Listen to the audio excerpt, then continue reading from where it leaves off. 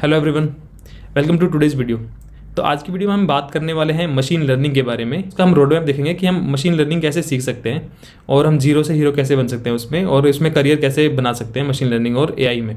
ठीक है, तो अभी जल्दी से वीडियो स्टार्ट करते हैं। तो सबसे पहले हमें देखना पड़ेगा कि एक्चुअली मशीन लर्निंग है क्या, क्योंकि अगर आपको उसमें रियलिटी पता होगी तभी आप उसमें डिसाइड कर पाओगे कि आपको मशीन लर्निंग में जाना है या नहीं जाना। तो मशीन लर्निंग बेसिकली जैसे कि एक, और ये मशीन लर्निंग डिफरेंट कैसे है एक नॉर्मल कोडिंग से। तो जैसे नॉर्मल कोडिंग होती है उसमें कुछ, अगर हमने कुछ सिनेरियोज लगाने हैं, जैसे हमने कुछ सिस्टम को बताना है कि अगर इंसान की अगर सैलरी या अगर मान लो पर मंथ 1 लाख से ज़्यादा है तो उसको ये ऑफ़र देने हैं हमें। ठीक है, जैसे कोई बैंक ऑफर है या बैंक की कोई वेबसाइट है या एप्लीकेशन है, तो उसमें उनको पता है कि अगर इसकी पर मंथ सैलरी इसकी 1 लाख से ज़्यादा है तो इसको हम ये ऑफर देंगे। तो उस केस में हम इफ़ एल्स चेक लगाते हैं। हम ये नॉर्मल जो सिनेरियो जो हम कोडिंग लैंग्वेज में करते हैं, फेल्स, और हम कंडीशनल जो स्विच लगाते हैं और ये सब करते हैं। तो इसके बेस पे हम एक सिस्टम को एक आइडिया देते हैं कि आपको इस सिचुएशन में ये करना है, इस सिचुएशन में ये करना है। तो वो सारा वेल डिफाइंड होता है पहले से ही उसके, और सिस्टम जो भी हमारा सिस्टम होगा वो उसी के अकॉर्डिंग काम करेगा। जैसे आप वो ऐसा नहीं करेगा कि अपनी मर्जी से कुछ करेगा, आपने जो इंस्ट्रक्शंस उसको दी हैं प्रॉपर वही वो इंस्ट्रक्शंस के बेस पे डिसीजन लेगा। क्योंकि अगर आपने इफ एल्स में जो भी कंडीशन दी है या स्विच केस में जो भी कंडीशन दी है आपने, तो उसी के अकॉर्डिंग वो काम करे। तो उसकी खुद की कोई इंटेलिजेंस नहीं होती है सच। ठीक है, तो ये होती है नॉर्मल प्रोग्रामिंग। अब आती है बात मशीन लर्निंग की। तो मशीन लर्निंग में क्या होता है, मशीन को हम कुछ डेटा सेट प्रोवाइड करते हैं, मतलब प्रोवाइड करते हैं। मशीन खुद ही कलेक्ट करती रहती है डेटा सेट, और उस डेटा के बेस पे वो एनालाइज करती है कि ये इस डेटा का हम उस डेटा के डिफरेंट मॉडल्स बनाती है मशीन, और उस मॉडल्स के अकॉर्डिंग उनको इंटरप्रेट करती है, और वो फ्यूचर डिसाइड करती है कि फ्यूचर में इस टास्क को हम कैसे कर सकते हैं। अगर जैसे किसी को मैं आपको एक सिंपल यूज केस बताता हूँ। मान लो कोई कोचिंग की एप्लीकेशन है। ठीक है, जैसे कोई कोचिंग इंस्टीट्यूट है जो कि यूपीएससी की प्रिपरेशन करवाता है, तो अगर उसको एआई इंप्लीमेंट करना होगा तो कैसे कर सकता है। मैं आपको एग्जांपल बताता हूँ। जैसे वो कोचिंग वाले मान लो टेस्ट लेते हैं, उस टेस्ट में वो 100 क्वेश्चंस होते हैं। उस 100 क्वेश्चंस में मान लो मॉक टेस्ट के अंदर 20 क्वेश्चन हिस्ट्री के होंगे, 20 ज्योग्राफी के होंगे, 20 पॉलिटिक्स के होंगे, और इस तरह करके 20 उन्होंने 5 सब्जेक्ट में डिवाइड कर रखे होते हैं अपने क्वेश्चन। तो उसके बेस पे वो लेते हैं। ठीक है, सबको mock test, online mock test में मिल जाते हैं क्वेश्चन, सब लोग आंसर करते हैं। अगर ये तो एक नॉर्मल प्रोसीजर है। मान लो कोई एक बच्चा है जो कि ज्योग्राफी में थोड़ा सा वीक है, उसके ज्योग्राफी के वो जब ज्योग्राफी की बात आती है तो वो उतने अटेम्प्ट नहीं कर पाता क्वेश्चन, बट ओवरऑल वो 75% वो ले रहा है, क्योंकि ज्योग्राफी में वीक है लेकिन उसके बाकी चीज़ स्ट्रॉन्ग है, तो वो और चीज़ों में कर पा रहा है आराम से। ठीक है, तो उसको लगेगा कि नहीं मैं ठीक कर रहा हूँ, मेरे अच्छे मार्क्स आ रहे हैं। लेकिन एग्जाम में क्या होगा, मेन एग्जाम में उसको हो सकता है ज्योग्राफी में ज़्यादा क्वेश्चन आ जाए और ज्योग्राफी में वो लटक जाए वो बंदा। ठीक है, तो अगर हम इसमें एआई इंप्लीमेंट करेंगे तो कैसे करेंगे। एआई क्या करेगा, जैसे मान लो मॉक टेस्ट हो रहे हैं हर वीक, तो वो जो एआई जो मशीन है वो एनालाइज करती है। जो उसने मान लो कुछ आंसर सबमिट किए हर बार, मान लो 4-5 उन्होंने मॉक टेस्ट दिए, उसके बाद वो मशीन एनालाइज करने लग जाएगी कि यार इसने ये जो टेस्ट जो दे रहा है इसमें इसके जो ज्योग्राफी है ये वीक है थोड़ी, तो ज्योग्राफी केस में ये थोड़ा वीक परफॉर्म करता है, ज्योग्राफी में उसके कम नंबर आते हैं, तो और बाकियों में ठीक जा रहा है वो, तो मशीन एनालाइज कर लेगी उसके डेटा के अकॉर्डिंग। तो नेक्स्ट टाइम से क्या होगा, उसको ज्योग्राफी के ज़्यादा क्वेश्चन मिलेंगे, जिससे कि वो मान लो अगर उसको 75 नंबर आ रहे थे पहले, तो उसको 75 की जगह पे 60 नंबर आएंगे मॉक टेस्ट में। तो उसको समझ में आएगा कि यार ज्योग्राफी मेरा वीक पॉइंट है और मेरे को इस पे काम करने की जरूरत है, तो वो उधर ज़्यादा काम करने लग जाएगा ज्योग्राफी के ऊपर। ठीक है, तो इस तरह हम ये एक सिंपल यूज केस था। तो मशीन लर्निंग इसी तरह हम डिफरेंट फील्ड में अप्लाई कर सकते हैं। मशीन लर्निंग का डजंट मीन कि ये सिर्फ रोबोट्स में काम आती है या फिर चैट जीपीटी या इन सब में काम आएगी। मशीन लर्निंग हम किसी भी फील्ड में अप्लाई कर सकते हैं। बस वहाँ का हमने कुछ डेटा कलेक्ट करना है और उसके बेस पे हम अपने मशीन को सिखाएंगे कि अगर डेटा को एनालाइज कैसे करना है और डेटा के मॉडल्स कैसे बनाने हैं और उनको हमें फ्यूचर प्रेडिक्ट करने के लिए यूज कैसे करना है। ठीक है, तो ये बेसिकली एक मशीन लर्निंग का एक ओवरव्यू हो गया है। तो अभी हम बात करेंगे कि मशीन लर्निंग का फ्यूचर क्या है और जॉब्स उसमें करंटली कितनी है, करंटली सिचुएशन क्या है।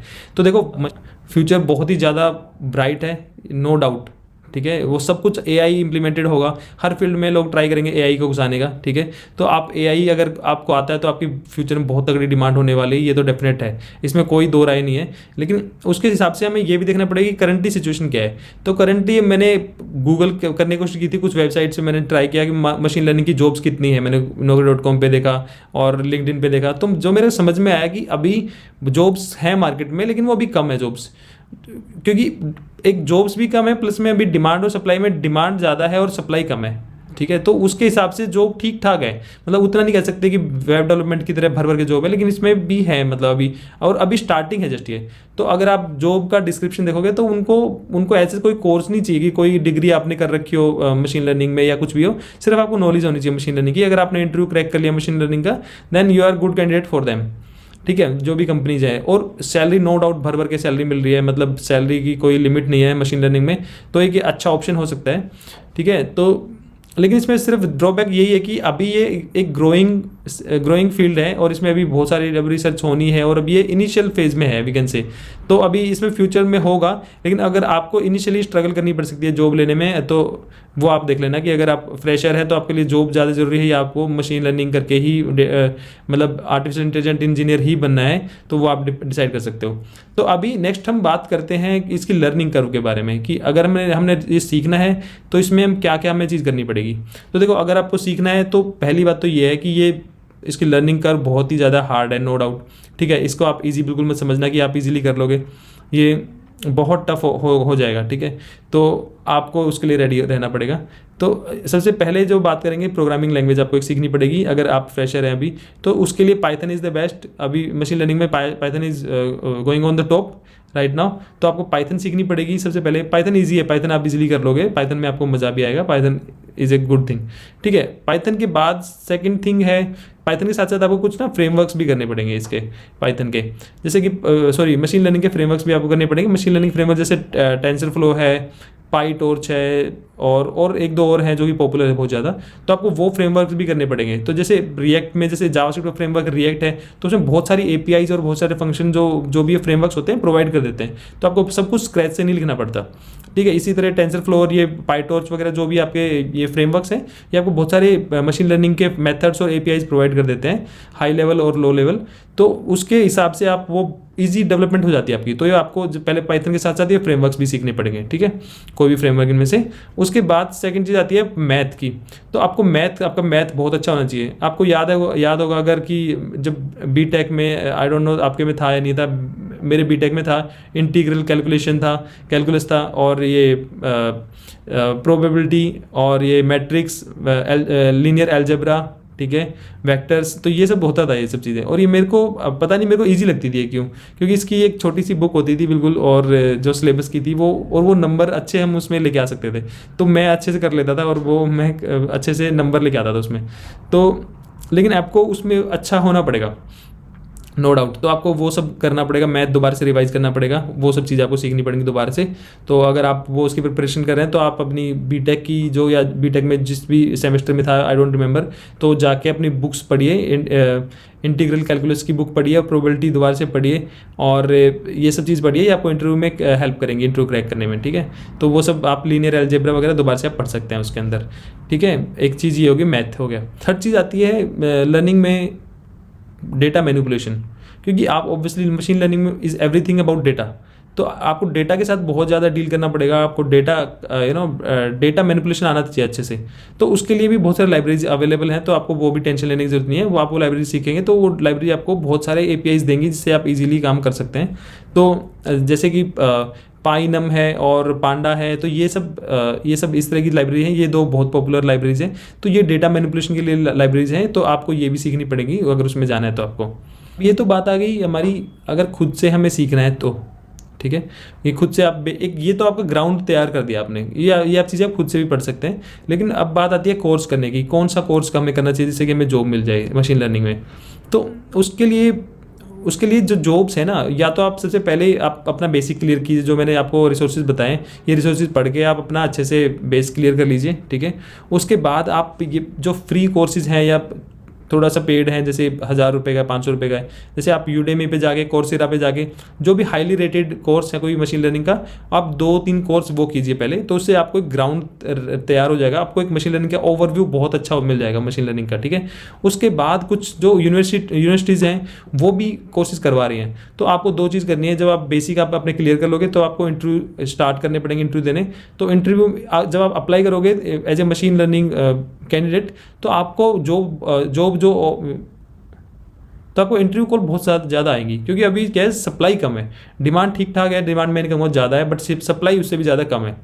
तो आपको कॉल्स आएंगी और आप में उतनी नॉलेज होनी चाहिए कि आपको इंटरव्यूज क्लियर कर लो। और अगर आप चाह रहे हो कुछ सर्टिफिकेशन चाहिए, कुछ आपको मतलब कुछ एक एक्नॉलेजमेंट भी चाहिए कि आपने मशीन लर्निंग की है, तो आप बहुत सारी यूनिवर्सिटीज़ हैं जो कि ऑनलाइन आपको मशीन लर्निंग का कोर्सेज करवा रही हैं, जिसमें एक हार्वर्ड यूनिवर्सिटी भी है।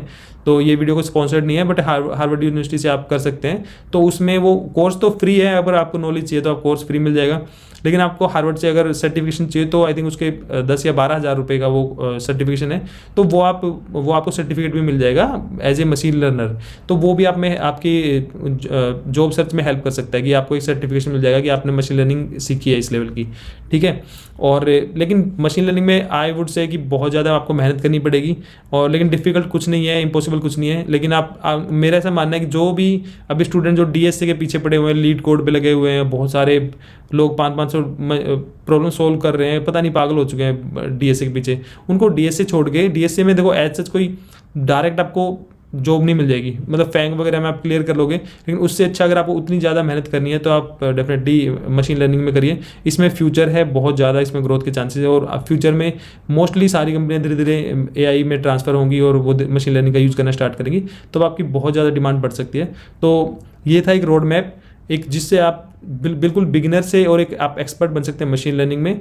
तो अगर आपका कोई भी क्वेरी है तो आप कमेंट सेक्शन में लिख सकते हैं, और आपको अगर वीडियो पसंद आए तो वीडियो में प्लीज़ लाइक करिए और कमेंट कीजिए, और इस चैनल को प्लीज़ सब्सक्राइब करना, और मैं ऐसी इंटरेस्टिंग वीडियो लाता रहूँगा आपको एजुकेट करने के लिए। Thank you so much. I will see you in my next video. Bye bye.